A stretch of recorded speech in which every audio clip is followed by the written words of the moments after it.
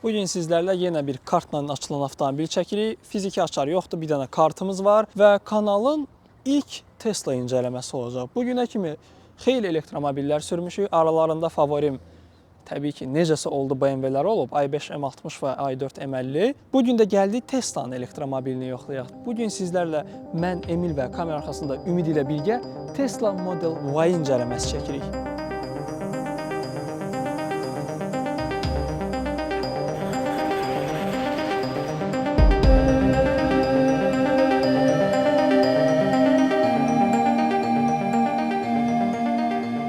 Tesla Model Y modeli 2020-ci ildən bəri Tesla brendi tərəfindən istehsal olunur. Şirkətin istehsal etdiyi 5-ci avtomobildir. Ümumilikdə Model 3-dən eyni bazanın üstündə qurulub və ümumi oxşarlıqları 76%-dir. Biraz daha hündür, biraz daha SUV versiyası da belə deyək buna. 2025-də çox qəşəng bir dənə restyling görür. Çində bu avtomobillərdən gördüm. Pekin şəhərində hədsiz gözəl görünür. Arxasında stopu belə bir led çubuq şəklində, ön tərəfdən də çox qəşəngdir. Yəni bundan xeyli gözəldir. Alırsa restylingi həqiqətən qəşəngdir. Yəni Tesla'da mühərrikimiz yoxdur. Ona görə birbaşa yüngül problemlərindən bəhs eləyə gedək deyə düşünürəm. Tesla istifadəçiləri tərəfindən avtomobildə rastlaşdıqları problemlərdən bəhs eləsək, 2020-22 buraxılış avtomobillərdə çox rast gəlinib bu. Zəif boya örtüyü, səs izolyasiyasının aşağı olması, zazor problemləri var, izolyasiya aşağı səviyyədə. Bir də ki, arxa oturacaqlarda adamlar arxa oturacaqların daha sərt olduğunu, diskomfort yaratdığını bildiriblər. Təbii ki, biz bugün ətraflı tanış olacağıq, sürəcəyik, görəcəyik əslində necədir. 2023-cü ildə Tesla 1,2 milyon Model Y çatdırmışdır. Bu da həmin ili dünyanın ən çox satılan avtomobili etmişdir. Toyota Corolla'nı geridə qoyaraq bu titulu qazanan ilk elektrik avtomobili olmuşdur. Əksər Model Y avtomobilləri 5 nəfərlik olur, amma Amerika bazarı üçün 3-cü cərgədə 7 nəfərlik Model Y avtomobillərinə də rast gələ bilərsiniz. Bizim avtomobilimiz də yenə 5 nəfərlikdir, dual motor versiyadır, 4 çəkər. Hardasa 0-100 sürətlənməsi 5 saniyədir. Avtomobilin rəngi gözəldir, amma yeganə problem dediyimiz kimi boya örtüyünün zəif olmasıdır. 10 yanvar 2025-ci ildə Tesla Model Y modelinin Çində Uniper kodu altında restylingi təqdim olunur. Restylingdə olan əsaslı dəyişikliklər məsələn arxa oturacaqların elektron tənzimlənməsi, ümumilikdə ön tərəfi daha aerodinamik, yenilənmiş, daha incə dizayn, arxa stoplar, ön farlarda dəyişikliyimiz olur. Ümumilikdə avtomobil önlü, arxalı yenilənir. Mən ilk görəndə başa düşmədim ümumiyyətlə bu hansı avtomobildir. Bir anlıq düşündüm hansısa Çin markasıdır, hansı ki Azərbaycanda yoxdur. Sonradan bildik ki bu Tesla'dır əslində. Askı sistemimiz daha da yaxşılaşdırıldı, idarə etməsi də komfortu da daha da artırıldı. 2025-ci ilin iyun ayında avtomobilimizin restyling versiyasının da 7 nəfərlik olan seçimi gəlir. Onu da əldə edə bilərsiniz və hətta iyul ayında isə Model Y L long versiyası satışa çıxır. Hər şeyin longu var. O çox güman ki Çin bazarı üçündür. Çində də hər şeyin longunu sevirlər. Hətta orada X5-in də siz longunu görə bilərsiniz. G05-in longu var. Mən də birinci idi görürdüm. Dedim ki bu nədir? Yəni X5 hara, long hara. Tesla Model Y-ların akkumulyatorları komplektasiyasına asılı olaraq 2 növdə olur. Baza RVD versiyasında təxminən 60 kWh tutumlu litium dəmir fosfat akkumulyator ilə təchiz olunur. Long range və performance versiyaları isə 75 kWh tutumlu daha yüksək enerji sıxlığına malik litium nikel mangan kobalt akkumulyatordan istifadə edir. Siz bu avtomobilləri ümumilikdə hazırda 2 komplektasiyanı əldə edə bilirsiniz. Əvvəllər satışda əlavə 2 komplektasiyası var idi. Hazırda long range all-wheel drive var, 4 çəkər, performance package var. Daha öncəsində standart olub, ondan da əlavə long range RVD modeli satışda olmuşdur. Avtomobilimizin bagaj bölümünə gəlsək, ön tərəfdə bir bagajımız var, hansı ki kiçik həcmdədir. Bu 80 litr falan olar belə baxanda. Yəni, bu arada 911-dən balacadır. 911 də keçdi. Samirin 718-in bagajından balacadır bunun bagajı. Burada bir dənə şüşə silahının suyunu əlavə etmək yerimiz var və salam. Bu qədər. Yəni bagajda başqa bir gizli bölüm falan heç nə yoxdur bu tərəfdə. Əsas geniş olan arxa bagajıdır. Arxa bagaj bölümümüzü yenə bir düymə ilə açırıq. Qəşəng səliqəli qalxır. Və bu arada çox genişdir. Çox qəşəng həcmli. Hətta biz arxa oturacaqları yatdırıb bunun həcmini daha da böyüdə bilərik. Xeyli yük vurub daşıya bilərsiniz buna. Alt bölümünə baxsaq, buranı qaldırdı. Allah, burada xeyli genişdir. Burada uşaq üçün oturacağı var bizdə. Dərinliyi də xeyli dərin. Ümumi bagaj həcmi yəni 971 litr olaraq qeyd olunur. Arxa oturacaqları da buradan yatdıra bilərik əgər istəsək. Və yaxud da ki oturacaqların arxasında yeri var. Bagaj qapımızı da burada bir dənə düymə vasitəsilə bağlayırıq. Səliqəli. şarj bölümü də buradan basırsınız, açılır. Buradan taxdınız, doldurdunuz. İçərdən də açıb bağlaya bilərsiniz. Ondan əlavə də açıq qalsa belə özü bir müddətdən sonra avtomatik olaraq bağlayır. Avtomobilimizin xarici parametrlərinə nəzər yetirsək, uzunluğu 4751, eni 1920, hündürlüyü isə 1624-dür. Disk təkər parametrlərimiz isə arxa və öndə eynidir. 255-40 R20.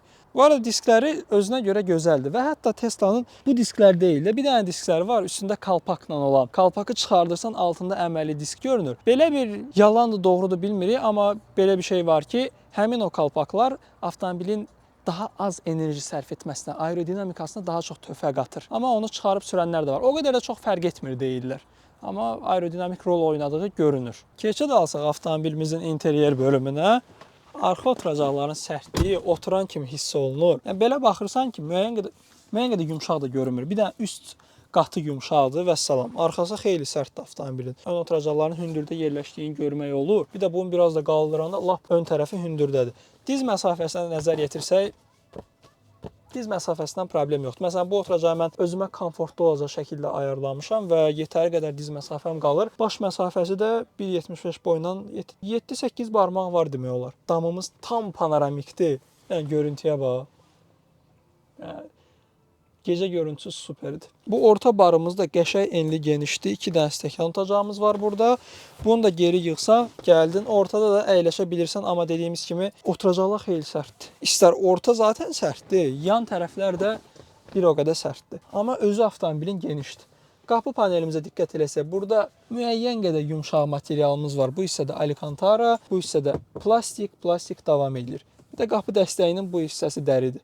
Bir dənə multimedia dinamikimiz burada yer alıb. Bu arada burada da belə eləyib asılqanı açırsınız.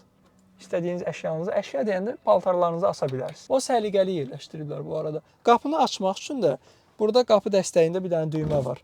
Ona basırsınız və salam, avtomobildən düşürsünüz. Deflektorlarımız burada yer alır. 2 dənə Type-C portumuz var. Ondan əlavə də oturacaqların arxasında çox darısqal və kiçik saxlama yeri var. Hansı ki, birinci dəfədir bu qədər balacasını görürəm. Budur bax. Dartana da bir gəlmir. Bud. Çox balacadır, yəni eni yoxdur. Sən söhbətə bax ya, arxa deflektoru buradan bağlaya bilmirsən. Yəni burada heç bir bağlamaq üçün yoxdur. Yəni burada həmişə hava gəlir. Maraqlı. Bəlkə öndən də öylər. Məncə də öndən. Avtomobilimizin aerodinamik qapı dəstəkləri var. Bəzi adamlara bu qapı dəstəkləri rahat olmadığına görə AliExpress-dən falan şeylər zakaz edirlər. Bura yapışdırırlar, o qapını belə açırsan. Lambo stilitdə bu. Lambo GT-R-da da belədir də. Maraqlıdır əslində bu. Açdınız, bağlayanda da hop, tak bağlandı. Və bəzi istifadəçilər bunların donduğunu deyirlər. Amma bizdə elə qış olmur, elə qar olmadığına görə siz bunların donması ilə bağlı problem yaşamayasınız. Hə, Rusiyada və ya Amerikanın çox soyuq yerlərində bu donur, siz bunu aça bilmirsiniz, yapışıb qalır orada. Normalda Model Y avtomobilində də Model X-dəyi kimi Falcon Doors, yəni yuxarı açılan qapılar olması gözlənilirdi. Sadəcə avtomobilimizdə sadə, bildiyimiz dədə-baba qaydasında sağa-sola açılan qapılardır. Hal-hazırda sizə avtomobilimizdə işıq göstəricisi deyə bir bunun rəqsi var, onu göstərəcəyik. Basırıq, menyumuzdan seçirik. Maşından düşməyimizi xahiş edirik. Maşından düşürük. Qapımızı bağlayırıq və olanları seyr edirik. İndi başlayacaq. Aha, şüşələri salır. İçəridə rəng-bərəng işıq yansır. Model X bu arada qapıları ilə də oynayır. Arxa qapılarını da açıb bağlayır.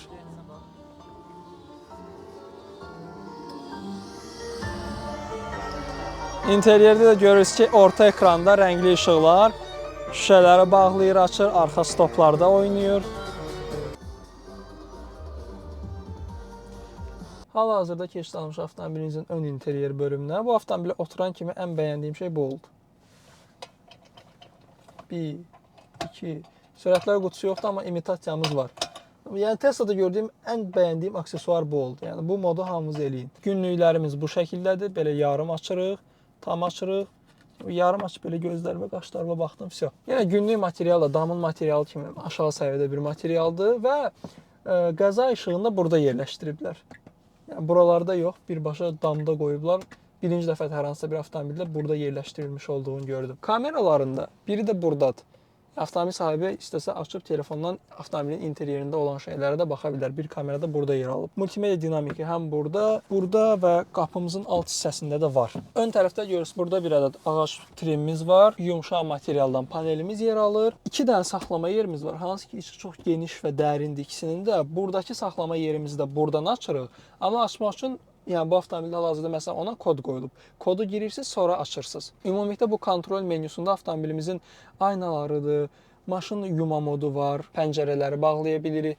Dinamikdən sporta keçirmək üçün burada standarta gətiririk, sükan sərtliyində sərt eləyirik. Ondan sonra artıq bizim avtomobilimizdə sport mod aktiv olmuş olur.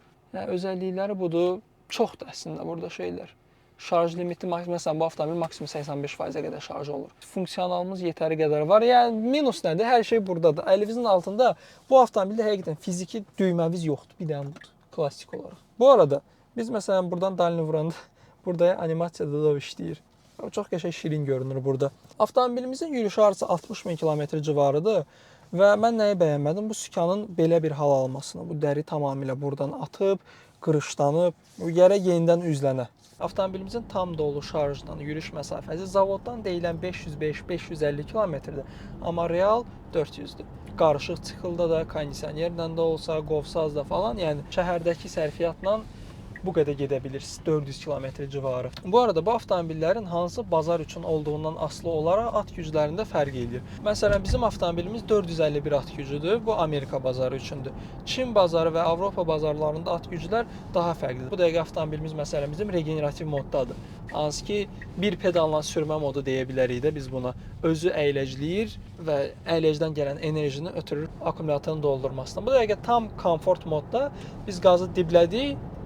Sürətlənməmiz belədir. 9 km. Yolda sürüşdə bu dəqiqə mən sürürəm, yəni askı sistemi komfortlu gəlir. Yəni mən sərtlik hiss eləmirəm. Yol səthini ümumiyyətlə hiss elətdirmir də bizə. Həm avtomobilin təkərləri də böyükdür, ümumiyyətlə avtomobilin qabariti də böyükdür, daha da komfortludur bu özlüyündə. Plus yəni askı sistemi bu dəqiqə hələ ki yaxşı iş görür. Birazdan indi biraz nahamar yol hissələrindən keçəndə əsasını görəcəyik də nə qədər sərt olduğunu. Avtomobilimizin səs izolyasiyası həqiqətən zəif olduğu hiss olunur. Hardasa 10 km sürətə çatanda, 9 km-in üstündə olanda buralardan, şüşələrdən, arxada belə küləyin səsini eşidə bilirsiniz. Fış fış fış külək oynayır. Yəni bu deyilənə görə 2022-ci ildən sonrakı modellərdə artıq bu problem yoxdur. İzolyasiya daha da yaxşılaşdırılıb, amma biz bu dəqiqə 21-in avtomobilidir bizdə eşidirdik bunu. Bu arada əyləcləri qəşəngdir. Effektiv formada əyləcləyir. Avtomobilimizi dinamikdən gətirdik standart.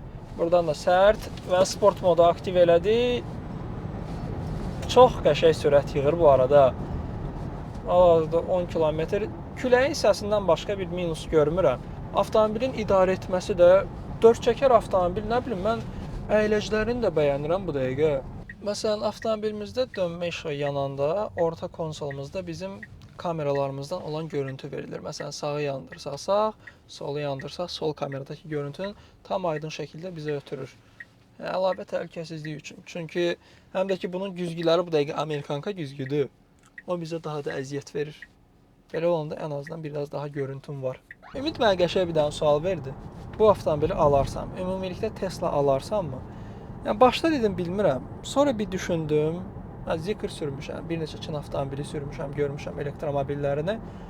Yəni Tesla mənə birincisi daha güvənli gəlir.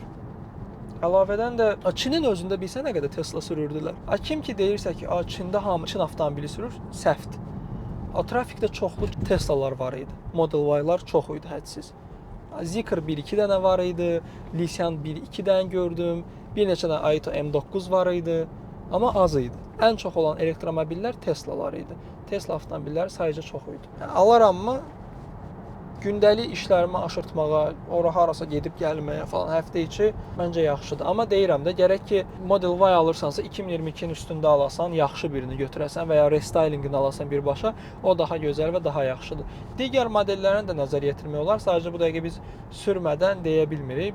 Ümumi bunun kimidirsə idarə etmə və hissiyat yaxşı demək olar. Hal-hazırda avtomobilimizlə bir 0-dan 10 km qədər sürətlənmə eləyəcəyik. Görək avtomobilimizin dinamikası nədir? Getdik.